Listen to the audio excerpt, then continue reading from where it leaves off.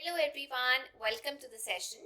आज की क्लास में हम पढ़ने जा रहे हैं पंजाब स्कूल एजुकेशन बोर्ड की 5वीं क्लास की हिंदी की बुक फर्स्ट लैंग्वेज पहली भाषा और उसमें से 8वां पार्ट जो कि है भाखड़ा बांध।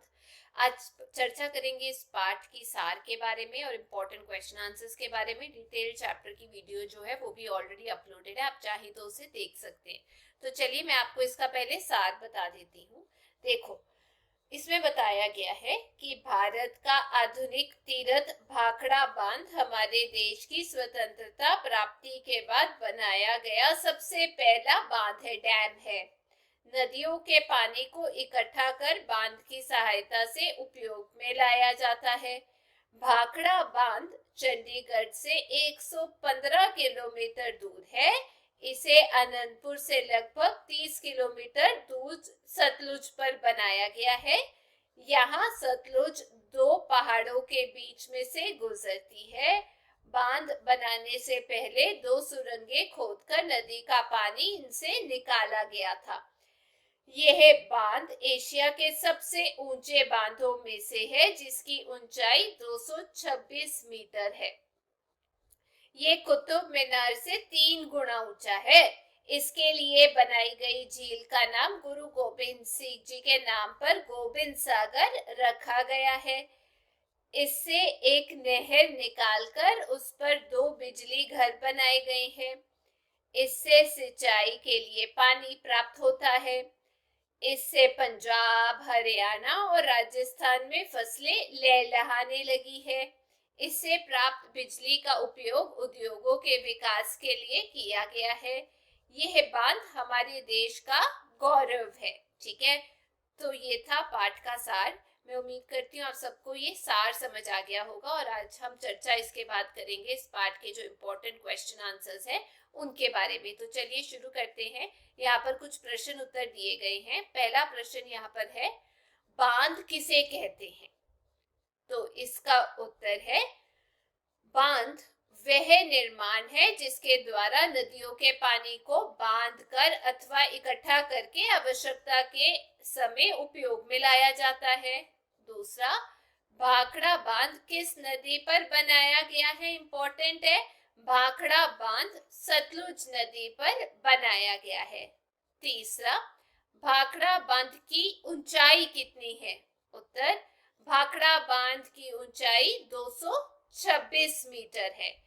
चौथा प्रश्न, गोबिंद सागर झील का नाम किस गुरु के नाम पर रखा गया है? उत्तर, गोबिंद सागर झील का नाम दशम गुरु श्री गुरु गोबिंद सिंह जी के नाम पर रखा गया है। पांचवा प्रश्न, किस नहर पर और कहां 2 बिजली घर बनाए गए हैं? उत्तर, सतलुज नहर पर गंगोबाल और कोटला नामक स्थानों पर 2 बिजली घर बनाए गए हैं। 6वां प्रश्न, भाखड़ा बांध से किस किस राज्यों को सिंचाई के लिए पानी मिलता है? उत्तर, भाखड़ा बांध से पंजाब, हरियाणा और राजस्थान को सिंचाई के लिए पानी मिलता है। 7वां प्रश्न, पंडित जवाहरलाल नेहरू ने इसे कब राष्ट्र को समर्पित किया था? उत्तर, पंडित जवाहरलाल नेहरू ने इसे 22 अक्टूबर सन 1963 को राष्ट्र को समर्पित किया था। अगला, इन प्रश्नों के उत्तर 4-5 वाक्यों में लिखो। पहला प्रश्न है, कैसा स्थान बांध बनाने के लिए उपयुक्त समझा जाता है?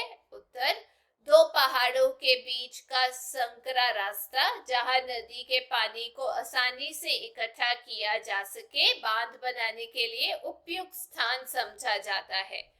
दूसरा प्रश्न, गोबिंद सागर झील की सुंदरता का वर्णन करो। उत्तर, 3 ओर से पहाड़ों से घिरी हरी भरी घाटियां, ऊंचे ऊंचे वृक्षों की पंक्तियां और बीच में लहराता हुआ जल गोबिंद सागर झील की सुंदरता का अनुपम दृश्य उपस्थित करता है। दर्शकों का मन तो इस प्राकृतिक सौंदर्य की छटा को देखकर मुग्ध हो उठता है। तीसरा प्रश्न, भाखड़ा बांध के निर्माण से पंजाब के पड़ोसी राज्यों को क्या क्या लाभ हुए हैं? उत्तर, भाखड़ा बांध के निर्माण से पंजाब के साथ साथ पड़ोसी राज्यों हरियाणा और राजस्थान को भी खूब लाभ मिला है। इन्हें सिंचाई के लिए पानी मिलता है, जिस कारण इन राज्यों की उपज भी दोगुनी हो गई है। पहले जहां इन स्थानों में भूमि रेतली और बंजर नजर आती थी, अब वहां फसलें लहलहाती नजर आ रही है। आगे है वाक्य पूरे करो। पहला फिल इन द ब्लैंक है, भाखड़ा बांध डैश पहला बांध है। इसका उत्तर है स्वतंत्र भारत में बनाया गया पहला बांध है। दूसरा है, यह अनंतपुर साहिब से डैश सतलुज नदी पर बनाया गया है। यहाँ पर मैंने इसका उत्तर लिखा है लगभग 30 किलोमीटर की दूरी पर। वैसे ही तीसरा फिल इन द ब्लैंक है, भाखड़ा बांध डैश में से एक है, एशिया के सबसे ऊंचे बांधों में से। अगला, भाखड़ा बांध बनने से डैश दृष्टिगोचर होते हैं पंजाब और हरियाणा में चारों ओर लहराते खेत। और अगला, भाखड़ा बांध डैश गौरव है हमारे देश का। आगे बताया गया है वाक्यों में प्रयोग करें। तो मैंने यहाँ पर जो वर्ड्स हैं उनका वाक्यों में प्रयोग किया है। जैसे सबसे पहला वर्ड जो है, यहाँ पर शब्द दिया गया है स्वर्गीय। स्वर्गीय पंडित जवाहरलाल नेहरू भारत के प्रथम प्रधानमंत्री थे। दूसरा, प्राकृतिक, शिमला का प्राकृतिक सौंदर्य अनूठा है। तीरथ, अमृतसर पंजाब का एक प्रमुख तीर्थ स्थल है। आधुनिक, भाखड़ा बांध को पंडित नेहरू ने आधुनिक तीर्थ स्थल कहा। सौंदर्य, पहाड़ों में प्रकृति का सौंदर्य दर्शनीय है। दृष्टिगोचर, पंजाब के खेतों में हरियाली ही हरियाली दृष्टिगोचर होती है। सोना उगलना, पंजाब की उपजाऊ धरती सोना उगलती है। आगे पढ़ो, समझो और लिखो। मैंने यहाँ पर इसका उत्तर लिखा है, बहना का बहाव, चुनना का चुनाव, वैसे ही दबना का दबाव, सींचना का सिंचाई, चढ़ना चढ़ाई और पढ़ना का पढ़ाई। आगे है, शुद्ध शब्द पर गोला लगाओ। सबसे पहले जो सही है वो ये उद्योग है। अगला है समृद्ध। तीसरा वाला जो सही है वो है समर्पित। चौथा वाला जो है वो मैंने लिखा है दृष्टि। ये देखिए, ये रहा। और पांचवा है उपस्थित, जिसको हम इस तरीके से लिखते हैं। आगे चलते हैं।